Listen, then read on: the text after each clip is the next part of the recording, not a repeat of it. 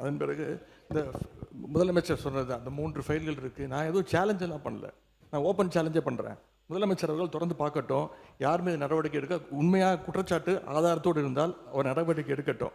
எனவே சினிமாவில் punch dialogue பேசுறதெல்லாம் இந்த சட்டமன்றத்தில் பேசல. நீங்கள் அப்படி பஞ்ச் டைலாக் இல்லை நீங்கள் இதுங்க நான் என்ன சொல்கிறேன், இது நீங்கள் பேரவைத் தலைவர் இல்லை மாண்பு பாருங்க கருத்து இல்லை இல்லை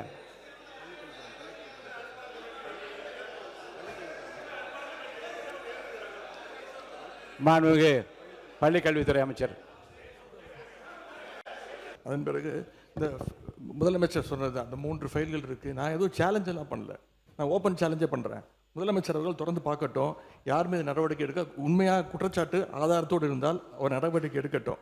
எனவே சினிமாவில் பஞ்ச் டைலாக் பேசுறதெல்லாம் இந்த சட்டமன்றத்தில் பேசல. நீங்கள் அப்படி பஞ்ச் டைலாக் இல்லை நீங்கள் இதுங்க நான் என்ன சொல்கிறேன், இது நீங்கள் பேரவைத் தலைவர் இல்லை மாண்பு பாருங்க கருத்து இல்லை